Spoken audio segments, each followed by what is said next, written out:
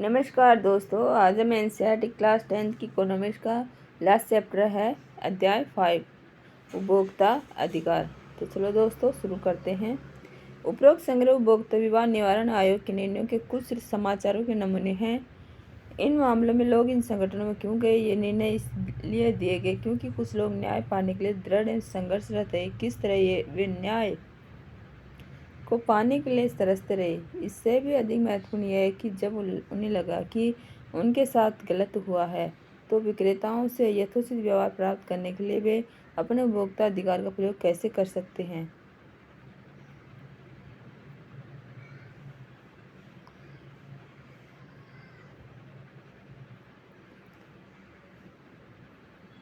बाजार में उपभोक्ता।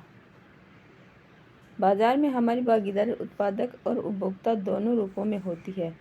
वस्तुओं और सेवाओं के उत्पादक के रूप में हम पहले वर्णित कृषि उद्योग या सेवा जैसे क्षेत्रों में कार्यरत हो सकते हैं।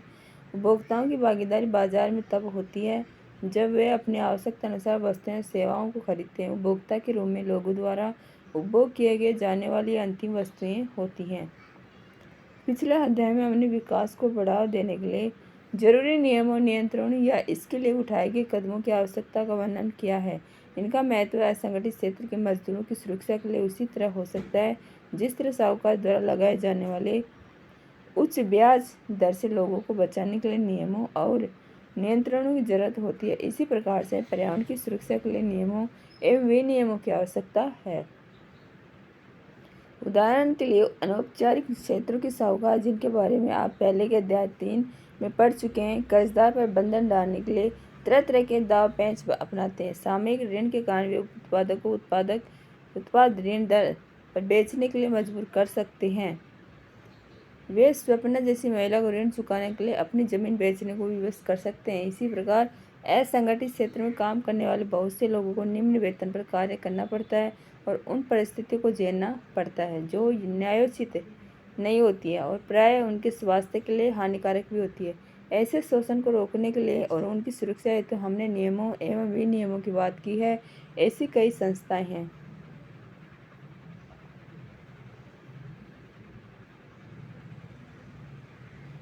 जिन्होंने यह सुनिश्चित करने के लिए लंबा संघर्ष किया है कि इन नियमों का अनुपालन हो।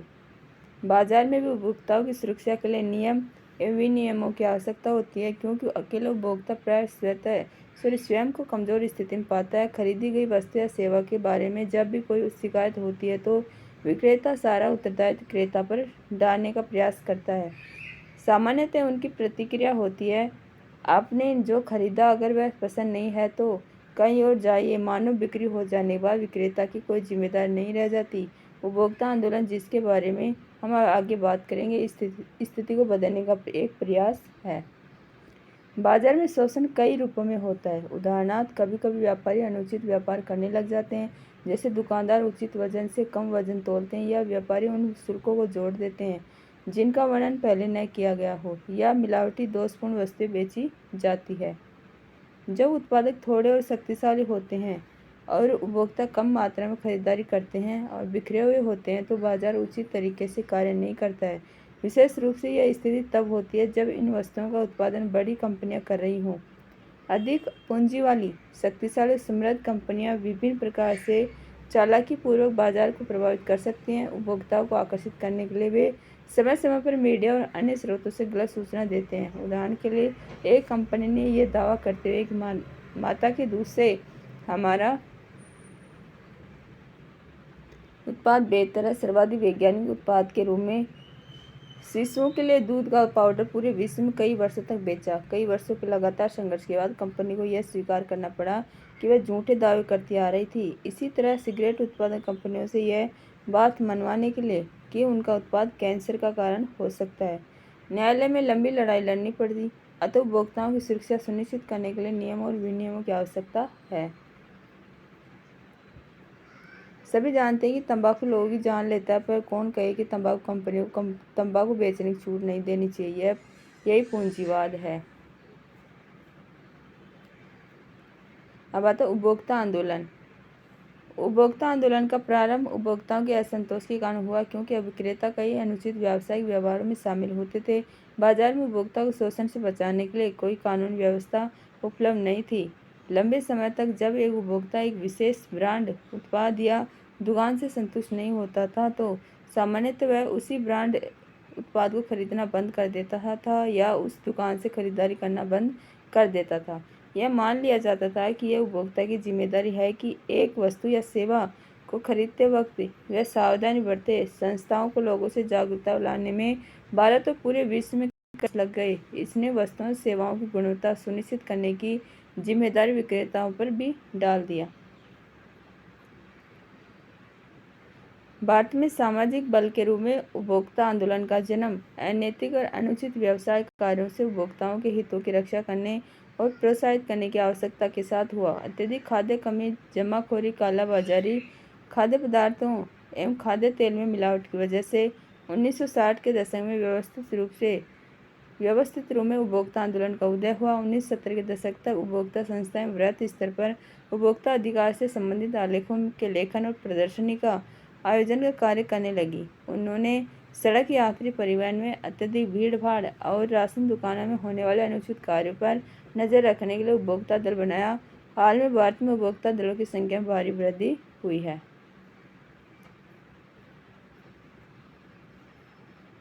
उपभोक्ता इंटरनेशनल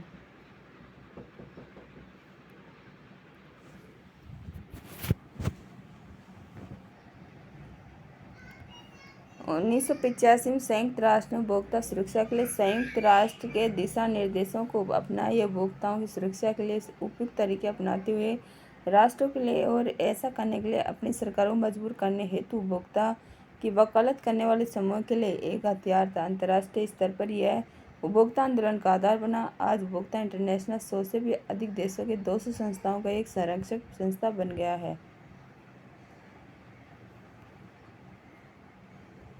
इन सभी प्रयासों के परिणाम स्वरूप यह आंदोलन वृहत स्तर पर उपभोक्ताओं के हितों के खिलाफ और अनुचित व्यवसाय शैली को सुधारने के लिए व्यावसायिक कंपनियों और सरकार दोनों पर दबाव डालने में सफल हुआ।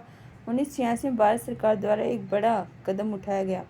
यह उपभोक्ता सुरक्षा अधिनियम 1986 कानून बनाया गया था, जो कोपरा के नाम से प्रसिद्ध है। आप कोपरा के बारे में आगे पढ़ेंगे। उपभोक्ता अधिकार सुरक्षा सबका अधिकार।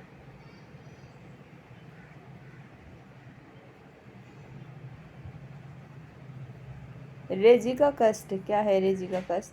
रेजी मैथ्यू कक्षा 9 का एक स्वस्थ लड़का केरल के एक निजी चिकित्सालय में टॉन्सिल निकलवाने के लिए भर्ती हुआ। एक ईएनटी सर्जन ने सामान्य बेहोशी की दवा देकर टॉन्सिल निकालने के लिए ऑपरेशन किया। अनुचित बेहोशी के कारण रेजी में दिमागी असामान्यता के लक्षण आ गए, जिसकी वजह से वह जीवन भर के लिए अपंग हो गया। उसके पिता ने सेवा में चिकित्सा की गलती और लापरवाही के लिए राज्य उपभोक्ता विवाद निवारण समिति में 5 लाख के मुआवजे का दावा किया। राज्य समिति ने यह कहकर मामला खारिज कर दिया कि सबूत पर्याप्त नहीं है। रेजी के पिता ने दिल्ली स्थित राष्ट्रीय उपभोक्ता विवाद निवारण समिति में पुनः अपील की। मामले की जांच करने के बाद राष्ट्रीय समिति ने अस्पताल को चिकित्सा में लापरवाही का दोषी पाया और हर्जाना देने का निर्देश दिया। रेजी की व्यथा यह साबित करती है कि कैसे एक अस्पताल में चिकित्सकों और कर्मचारियों द्वारा बेहोश करने में लापरवाही के कारण एक छात्र जिंदगी भर के लिए अपंग हो जाता है। जब हम एक उपभोक्ता के रूप में बहुत सी वस्तुओं और सेवाओं का उपयोग करते हैं, तो हमें वस्तुओं के बाजारीकरण और सेवाओं की प्राप्ति के खिलाफ सुरक्षित रहने का अधिकार होता है।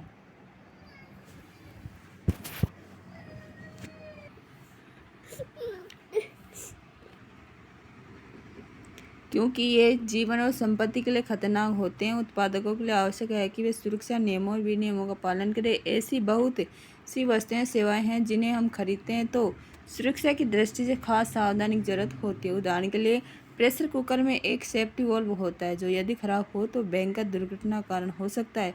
सेफ्टी वाल्व के निर्माता को इसकी उच्च गुणवत्ता सुनिश्चित करनी चाहिए। आपको सार्वजनिक या सरकारी कार्रवाई को देखकर यह सुनिश्चित करना होगा कि गुणवत्ता का पालन किया गया है या नहीं। फिर भी हमें बाजार में निम्न गुणवत्ता वाले उत्पाद प्राप्त होते हैं, क्योंकि इन नियमों का पर्यवेक्षण उचित रूप से नहीं हो रहा है और उपभोक्ता आंदोलन बहुत ज़्यादा मजबूत नहीं है।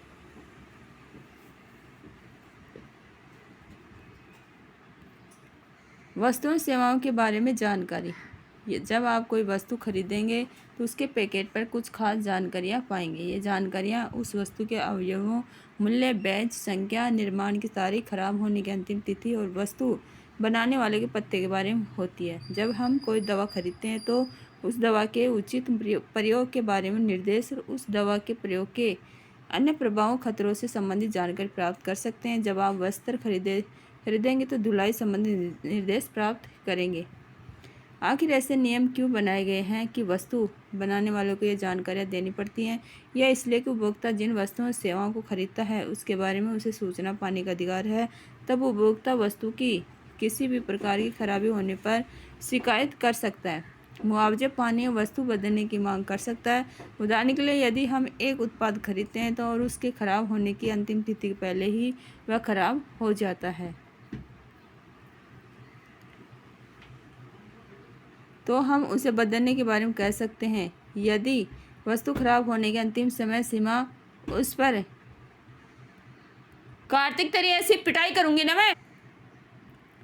यदि वस्तु खराब होने की अंतिम समय सीमा उस पर नहीं छपी है तब भी निर्माता दुकानदार पर आरोप लगा देगा और अपनी जिम्मेदार नहीं मानेगा। यदि लोग अंतिम तिथि समाप्त हो गई दवाओं को बेचते हैं तो उनके खिलाफ कार्रवाई की जा सकती है।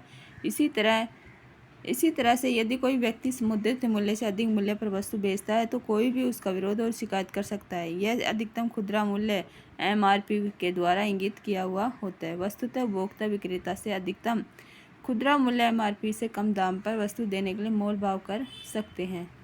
आज सरकार प्रदत्त विविध सेवाओं को उपयोगी बनाने के लिए सूचना पाने के अधिकार को बढ़ा दिया गया है। सन 2005 के अक्टूबर में भारत सरकार ने एक कानून लागू किया जो RTI, राइट टू इन्फॉर्मेशन या सूचना पाने का अधिकार के नाम से जाना जाता है और जो अपने नागरिकों को सरकारी विभाग कार्यकलापों की सभी सूचनाएं पाने का अधिकार सुनिश्चित करता है। RTI एक्ट के प्रभाव को निम्नलिखित केसों के द्वारा समझा जा सकता है।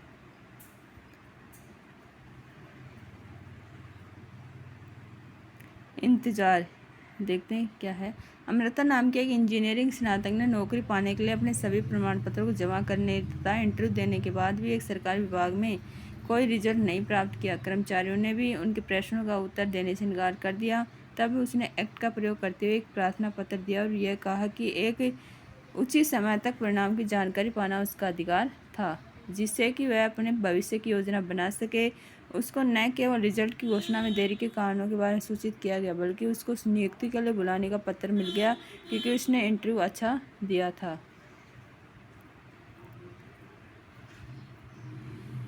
चयन के अधिकार का उल्लंघन, पैसे लौटाए गए। अंसारी नगर के अभिरामी नामक एक छात्रा ने दिल्ली में व्यावसायिक पाठ्यक्रम में पढ़ने के लिए क्षेत्रीय कोचिंग संस्थान के 2 वर्षीय पाठ्यक्रम में नामांकन करवाया। पाठ्यक्रम में भाग लेने के समय पूरे 2 वर्ष के अध्ययन के लिए करीब 61,020 रुपये जमा किए, लेकिन उसने यह पाया कि पढ़ाई का स्तर वहाँ ठीक नहीं है, इसलिए उसने साल के अंत में पाठ्यक्रम को छोड़ देने का निश्चय किया। जब उसने 1 साल का पैसा लौटाने की बात की तो उसे मना कर दिया गया। जब उसने जिला उपभोक्ता विवाद निवारण आयोग में मुकदमा दायर किया तो आयोग ने संस्था को यह कहते हुए 28,000 रुपये लौटाने का आदेश दिया कि छात्रा को चुनने का अधिकार है। संस्थान ने पुनः राज्य उपभोक्ता आयोग में अपील की। राज्य उपभोक्ता आयोग ने जिला आयोग के निर्देश को सुरक्षित रखते हुए आगे संस्थान को बेकार की अपील करने के लिए 25,000 रुपये का दंड लगाया। उसने संस्थान को 7,000 रुपये मुआवजे और याचिका खर्च के रूप में छात्रा को देने के लिए कहा। राज्य आयोग ने सभी शिक्षा संस्थानों और व्यावसायिक संस्थाओं को विद्यार्थियों से पूरे साल की फीस को एडवांस में लेने से भी मना किया। आयोग के अनुसार इस आदेश का उल्लंघन करने पर दंड शुल्क भरना पड़ सकता है, साथ ही जेल भी हो सकती है। हम इस घटना से क्या समझते हैं कि किसी भी उपभोक्ता को जो कि किसी सेवा को प्राप्त करता है, चाहे वह किसी भी आयु या लिंग का हो और किसी भी तरह की सेवा प्राप्त करता हो, उसको सेवा प्राप्त करते हुए हमेशा चुनने का अधिकार होगा। मान लीजिए आप एक दंत मंजन खरीदना चाहते हैं और दुकानदार कहता है कि वह केवल दंत मंजन तभी बेचेगा जब आप दंत मंजन के साथ एक ब्रश भी खरीदेंगे। अगर आप ब्रश खरीदने के इच्छुक नहीं है तब आपके चुनने के अधिकार का उल्लंघन हुआ है। ठीक है, इसी तरह कभी कभी जब आप नया गैस कनेक्शन लेते हैं तो गैस डीलर उसके साथ एक चूल्हा भी लेने के लिए दबाव डालता है। इस प्रकार कई बार हमें उन वस्तुओं को खरीदने के लिए भी दबाव डाला जाता है जिनको खरीदने की हमारी इच्छा बिल्कुल नहीं होती और तब आपके पास चुनाव के लिए कोई विकल्प नहीं होता।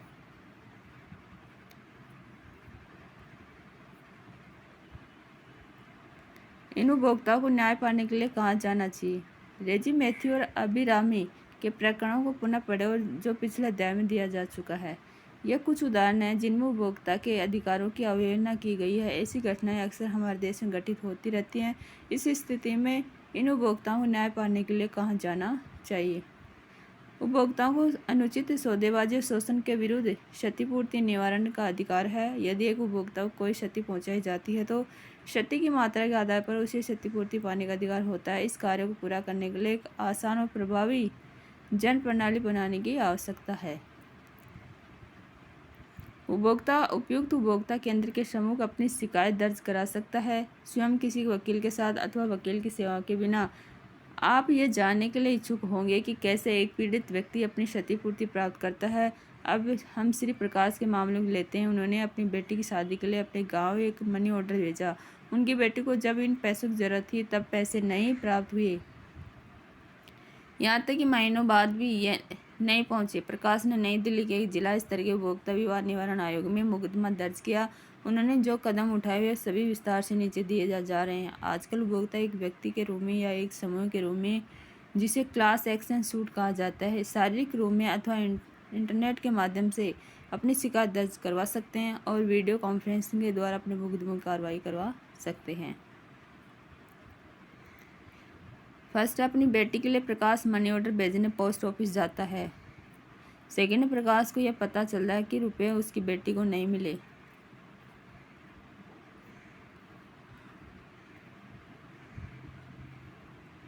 थर्ड बता रहा है प्रकाश ने पोस्ट ऑफिस में मनी ऑर्डर के बारे में पूछताछ की। फोर्थ, पोस्ट ऑफिस द्वारा प्रकाश के प्रश्नों का संतोषजनक जवाब नहीं दिया गया। फिफ्थ है, प्रकाश क्षेत्रीय उपभोक्ता संरक्षण परिषद में सलाह लेने जाते हैं। सिक्स है, प्रकाश तब एक नज़दीक उपभोक्ता विवाद निवारण आयोग में मुकदमा दर्ज कराने जाते हैं और अदालत के ऑफिस से रजिस्ट्रेशन फॉर्म लेते हैं व अदालत दूसरे पक्ष को नोटिस भेजती है। सेवंथ है, वे आयोग कार्यालय में मुकदमे पर स्वयं बहस करते हैं। एट्थ है, आयोग कार्यालय के जज दस्तावेजों का सत्यापन करते हैं और पीड़ित पक्ष से तथा दूसरे पक्ष दोनों की दलीलें सुनते हैं। 9 है, जज आयोग का फैसला सुनाते हैं।